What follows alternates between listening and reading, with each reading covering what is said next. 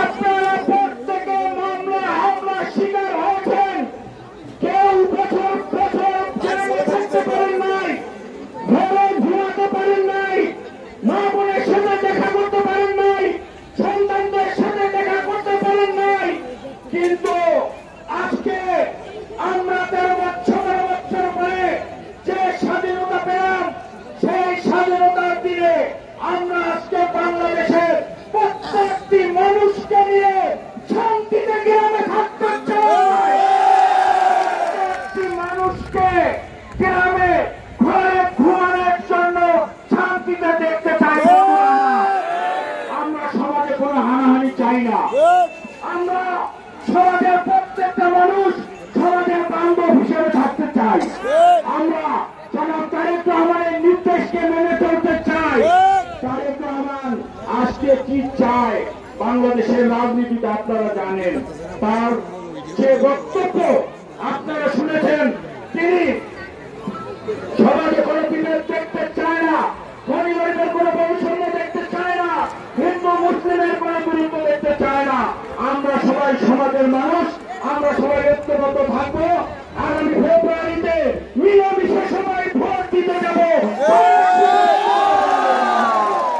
বন্ধুরা আমার, অনেক ভাইরা আছেন, আমরা জানি না কেন জাতীয়তাবাদের শক্তি হিসাবে বাংলাদেশে এই ফ্যাসিস্টদের সাথে তাদের কাঁধ মিলিয়ে যুদ্ধ করেছেন, এই বাংলাদেশকে নতুন করে স্বাধীন করেছেন।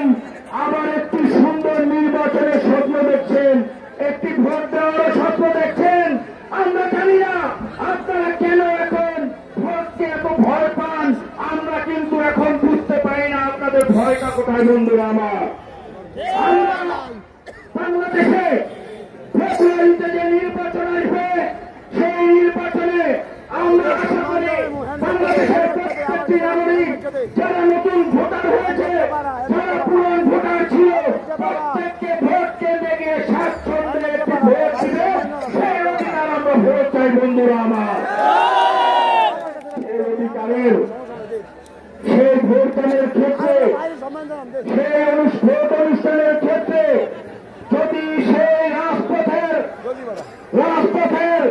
যারা এতদিন যুদ্ধ করেছেন আপনারা যদি বাধা হয়ে দাঁড়ান, তাহলে আমরা মনে করব আপনারা জনগণের বিপক্ষে অবস্থান নিয়েছেন।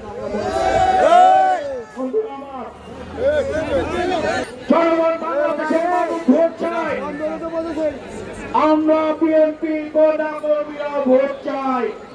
আমরা ফেব্রুয়ারিতেই ভোট দিব। সেই জন্য আপনারা প্রত্যেকটি পাড়ায় মহল্লায় ঘরে ঘরে মা বোনদেরকে সাথে নিয়ে মানুষকে ভালোবেসে, মানুষকে ভালোবাসা দিয়ে আপনারা ভোট আদায়ের চেষ্টা করবেন। আমরা সেই রাতের ভোট, দিনের ভোট রাতে দেখতে চাই না। একজনের ব্যালট আরেকজনে কেড়ে নিবে সেই দিন দেখতে চাই না। আমরা চাই যার ভোট সে দিবে, যাকে খুশি তাকে দিবে, সেটাই আমরা দেখতে চাই। আমরা আগামী দিনে জনাব তারেক রহমানের কাছেই বাংলাদেশ নিরাপদ। আগামী দিনে